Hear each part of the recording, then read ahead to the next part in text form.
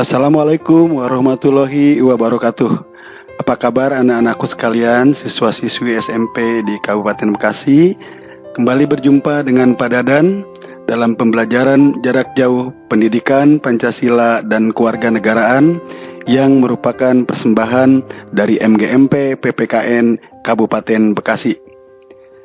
Sebelum memulai pelajaran, seperti biasa, terlebih dahulu mari kita berdoa. Untuk yang beragama Islam, mari kita membaca surat Al-Fatihah, dan untuk yang beragama lain, silakan berdoa menurut agama dan keyakinannya masing-masing. Berdoa mulai.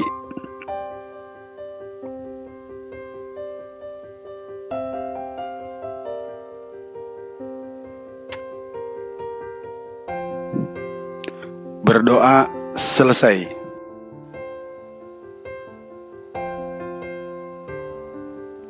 Anak-anakku sekalian, kalau pada pertemuan sebelumnya kita sudah membahas makna alinea-alinea pembukaan Undang-Undang Dasar Negara Republik Indonesia tahun 1945, maka pada kesempatan ini, insya Allah kita akan membahas tentang pokok-pokok pikiran yang terkandung di dalam pembukaan Undang-Undang Dasar Negara Republik Indonesia tahun 1945. Seperti sudah pernah Bapak jelaskan, bahwa pembukaan Undang-Undang Dasar Negara Republik Indonesia tahun 1945 itu adalah merupakan status fundamental norm atau norma dasar negara. Selain mempunyai makna yang sangat mendalam, pembukaan Undang-Undang Dasar Negara Republik Indonesia juga mengandung pokok-pokok pikiran, di mana pokok-pokok pikiran tersebut menggambarkan suasana kebatinan dari Undang-Undang Dasar Negara Republik Indonesia itu sendiri, yang nantinya akan dijabarkan dalam pasal demi pasal, serta di dalamnya mewujudkan tita hukum yang melandasi hukum dasar negara, baik hukum dasar tertulis maupun hukum dasar yang tidak tertulis. Dengan kata lain, segala hukum yang berlaku di negara Kesatuan Republik Indonesia harus bersumber kepada pembukaan Undang-Undang Dasar Negara Republik Indonesia. Kenapa? Karena di dalamnya terdapat dasar negara dan tujuan negara serta cita-cita nasional. Paling tidak, anak-anakku sekalian, ada 4 pokok pikiran yang terkandung dalam pembukaan Undang-Undang Dasar Negara Republik Indonesia tahun 1945. Kita mulai dengan pokok pikiran yang pertama.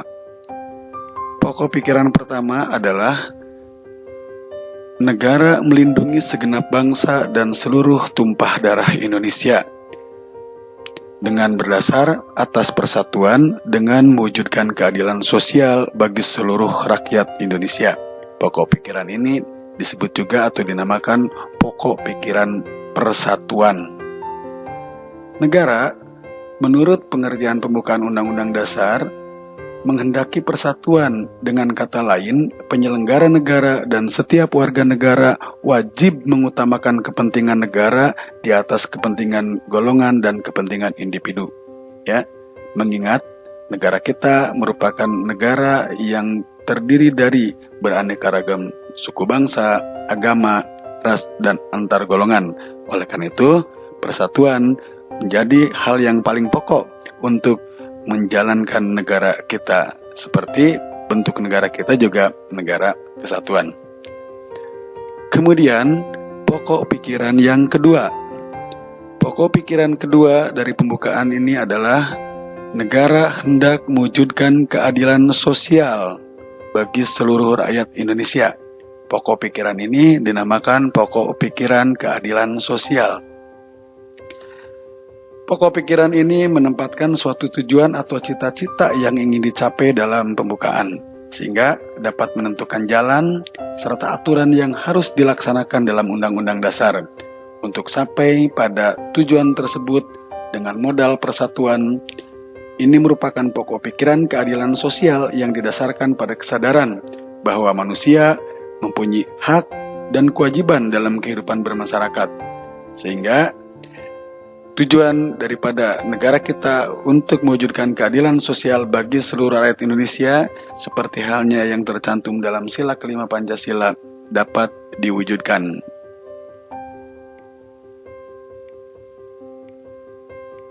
Selanjutnya, pokok pikiran yang ketiga dari pembukaan adalah negara yang berkedaulatan rakyat, berdasar atas kerakyatan dan permusyawaratan atau perwakilan. Pokok pikiran ini disebut pokok pikiran kedaulatan rakyat. Pokok pikiran ini mengandung konsekuensi logis anak-anak bahwa sistem negara yang terbentuk dalam Undang-Undang Dasar harus berdasar atas kedaulatan rakyat dan permusyawaratan atau perwakilan. Aliran ini sesuai dengan sifat masyarakat Indonesia yang selalu mengedepankan asas musyawarah untuk mufakat dalam menyelesaikan suatu masalah atau persoalan. Ini merupakan pokok pikiran kedaulatan rakyat yang menyatakan bahwa kedaulatan di tangan rakyat dan dilaksanakan menurut undang-undang sebagaimana yang tercantum di dalam pasal Undang-Undang Dasar Negara Republik Indonesia tahun 1945.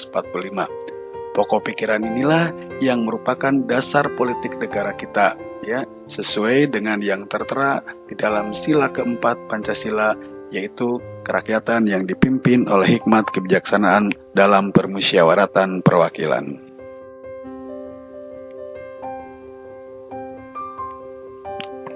Kita lanjutkan dengan pokok pikiran yang keempat, yaitu pokok pikiran yang keempat dalam pembukaan itu adalah negara berdasar atas ketuhanan yang Maha Esa menurut dasar kemanusiaan yang adil dan beradab. Disebut juga pokok pikiran ketuhanan.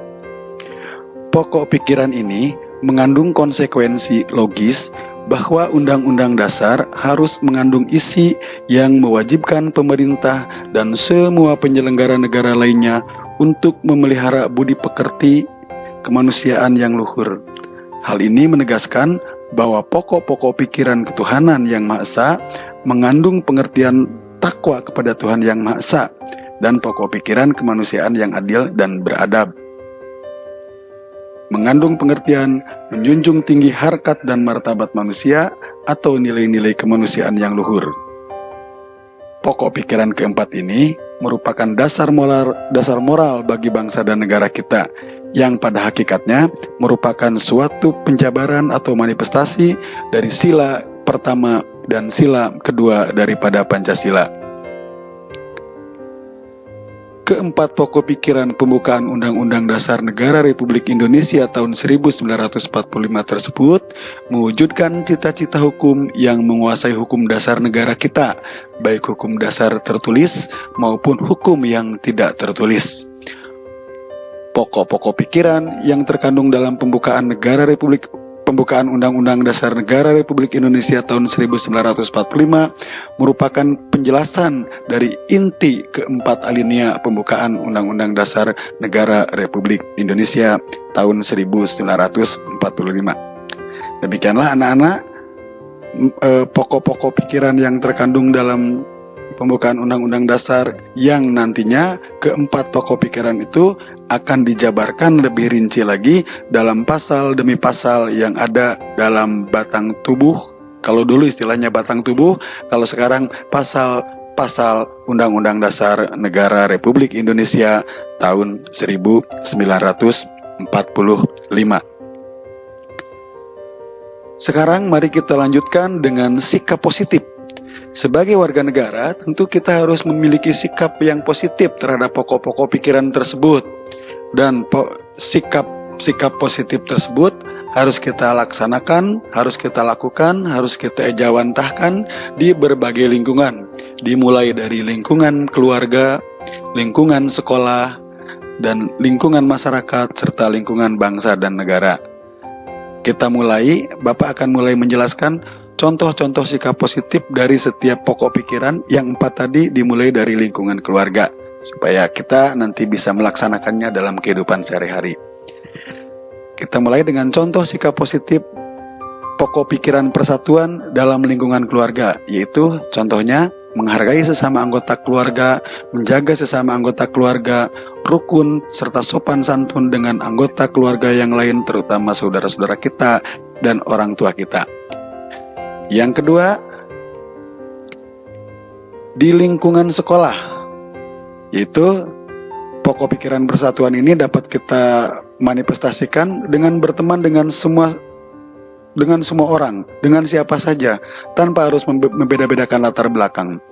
Dan tentu saja kita sebagai pelajar yang baik harus ikut berperan aktif, harus ikut berpartisipasi dalam kegiatan-kegiatan sekolah, baik ekstra maupun intrakurikuler, supaya kita menjadi warga sekolah, supaya kita menjadi pelajar yang baik, pelajar yang berprestasi, yang pada gilirannya akan sangat membantu untuk menentukan masa depan kita di kemudian hari.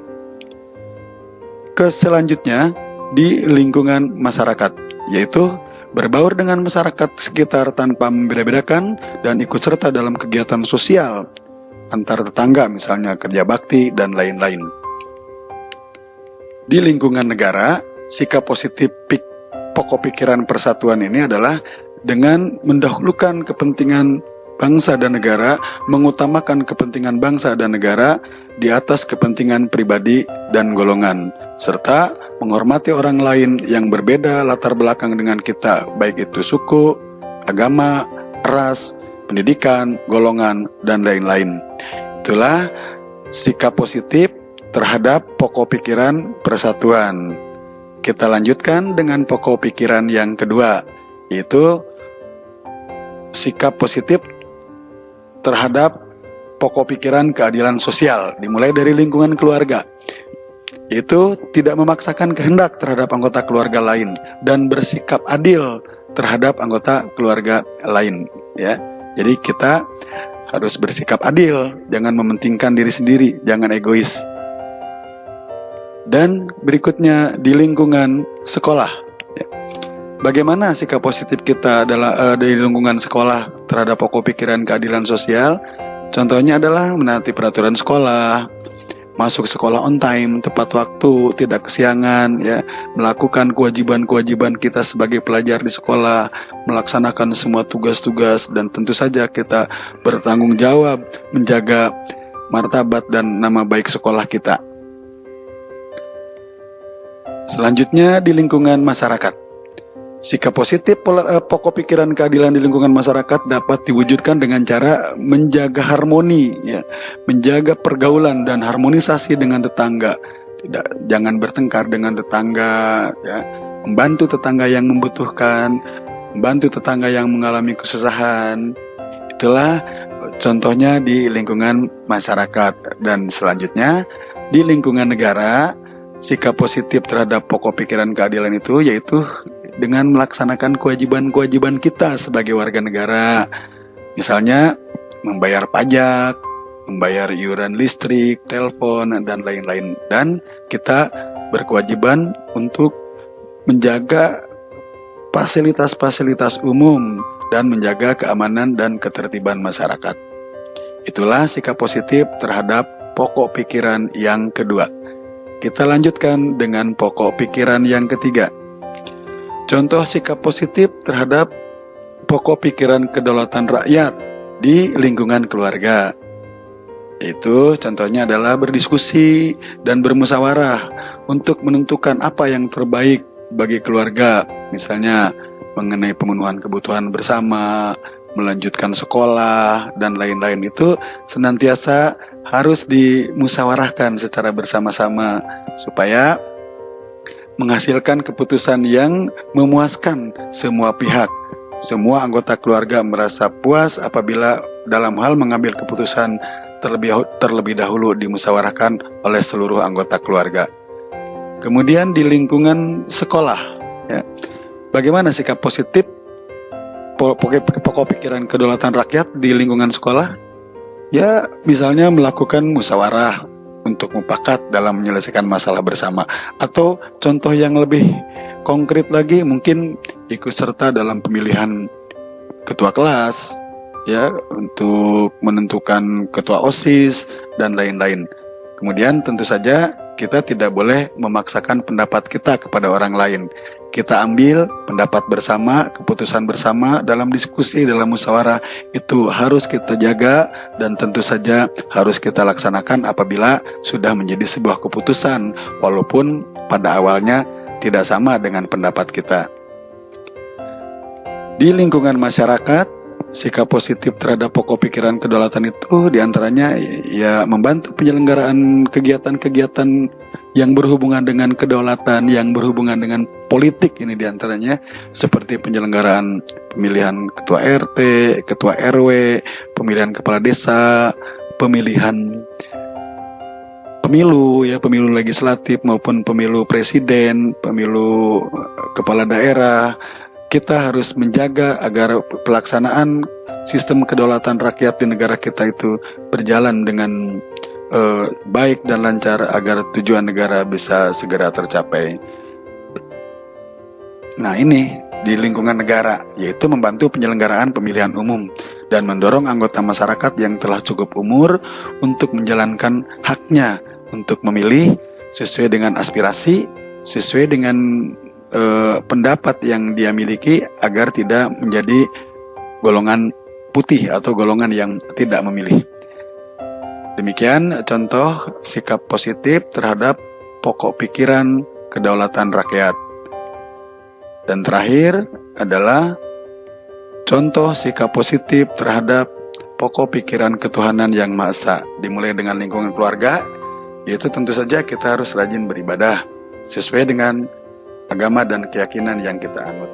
Kita beribadah bersama-sama bersama orang tua, menjalankan perintah yang baik dan dari orang tua, dan menjalin silaturahmi antar saudara. Di lingkungan sekolah, bisa kita lakukan dengan cara menghargai teman yang berbeda agama, tidak menghina agama orang lain, tidak merasa dirinya paling benar, tapi saling menghargai. Karena hak untuk beragama, hak untuk memeluk keyakinan terhadap Tuhan Yang Maha Esa itu adalah merupakan hak asasi setiap manusia yang tidak bisa dipaksakan oleh siapapun. Di lingkungan masyarakat sama, yaitu menghargai tetangga yang berbeda keyakinan dengan kita, tidak saling menjelekan, tetap kita jaga keutuhan masyarakat kita, keutuhan lingkungan kita dengan cara saling menghormati dan saling menghargai. Bagaimana mereka menjalankan ibadah, kita hormati, kita hargai, dan lain-lain. Dan untuk di lingkungan negara, ya, sikap positifnya adalah kita harus memiliki sikap toleransi yang tinggi terhadap orang lain yang berbeda agama. Seperti halnya menghormati orang yang sedang menjalankan ibadah keagamaannya, tidak merusak tempat ibadah, tidak mengganggu agama orang lain, dan kita utamakan persatuan dan kesatuan. Karena negara kita, sekali lagi Bapak sampaikan, adalah negara yang terdiri dari keanekaragaman suku, bangsa, agama, dan golongan. Demikianlah pokok-pokok pikiran yang terkandung dalam pembukaan Undang-Undang Dasar Negara Republik Indonesia tahun 1945. Dan sikap positif yang harus kita lakukan sebagai warga negara, sebagai pengejawantahan dari pokok-pokok pikiran tersebut, kita laksanakan dalam setiap lingkungan kehidupan, dimulai dari lingkungan keluarga, dilanjutkan dengan lingkungan sekolah, kita sebagai pelajar, di lingkungan masyarakat, kita sebagai anggota masyarakat, dan di lingkungan bangsa dan negara, kita sebagai warga negara. Baiklah anak-anak, sekarang mari kita ambil kesimpulan dari pertemuan kita kali ini. Ya, yang pertama, pokok-pokok pikiran dalam pembukaan Undang-Undang Dasar Negara Republik Indonesia tahun 1945 pada hakikatnya merupakan pancaran nilai-nilai Pancasila. Pokok-pokok pikiran tersebut meliputi suasana kebatinan dari Undang-Undang Dasar Negara Republik Indonesia tahun 1945.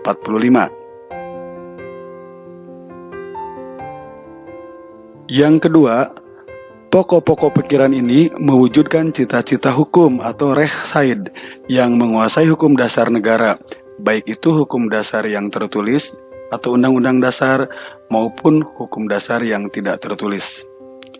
Undang-undang dasar pada hakikatnya menjabarkan pokok-pokok pikiran ini dalam pasal-pasalnya.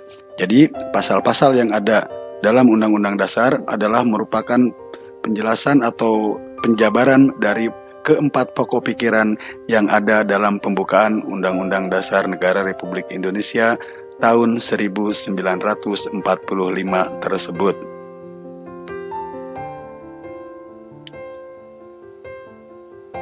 Yang ketiga, merupakan tugas seluruh bangsa Indonesia adalah untuk mempertahankan serta mewujudkan pokok-pokok pikiran pembukaan Undang-Undang Dasar Negara Republik Indonesia tahun 1945 tersebut dalam kehidupan sehari-hari, baik itu di keluarga, di masyarakat, maupun dalam kehidupan berbangsa dan bernegara, yang pada gilirannya tujuan dan cita-cita bangsa kita untuk menjadi bangsa yang besar di kemudian hari bisa dengan mulus dan lancar terlaksana sesuai dengan yang menjadi harapan kita semuanya.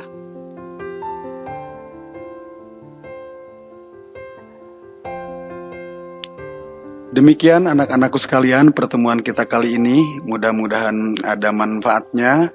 Kemudian nanti untuk tugas akan Bapak kirimkan melalui Google Classroom, tidak disertakan dalam slide ini.